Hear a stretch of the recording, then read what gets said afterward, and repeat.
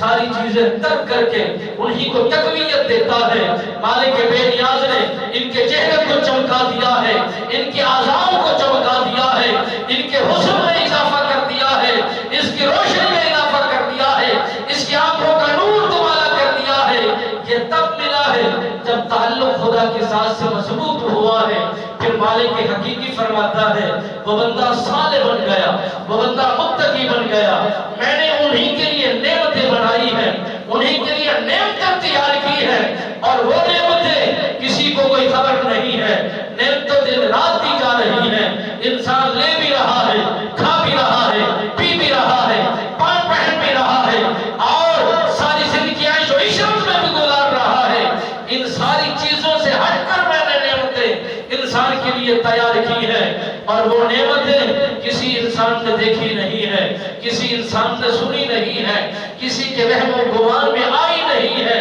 میں نے ایسی لاجواب نعمتیں ان کے لیے تیار کی ہے جو مشقتیں کر کے جائیں گے، جو محنتیں کر کے جائیں گے، جو جہان میں رہ کر خدا کے تعلق کے ساتھ مضبوط ہو کر کے جائیں گے۔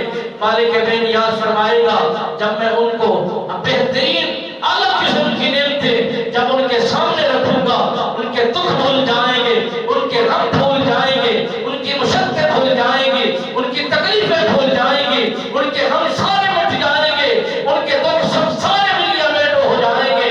بس وہ نعمتیں دیکھ کر اللہ کو شکرانہ بجا لائیں گے اور کہیں گے کہ مولا کاش کہ ہم زیادہ اس سے بڑھ کر عبادت کر سکتے، اس سے بڑھ کر زیادہ تیری ریاضت کر سکتے، اس سے بڑھ کر تیرے ساتھ تعلق مضبوط زیادہ کر سکتے۔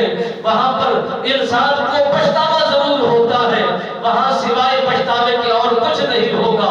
مہلت پھر نہیں ملے گی، موقع نہیں دیے جائیں گے، وقت نہیں دیے جائیں گے، بس وہاں پر پچھتاوا ہی پچھتاوا ہوگا۔ اس پچھتاوے سے بچنے کے لیے پہلے غور و فکر بھی کرنا ہوگا، سوچ و بچار بھی کرنی ہوگی، اللہ کے ساتھ رشتے کو مضبوط بھی کرنا ہوگا۔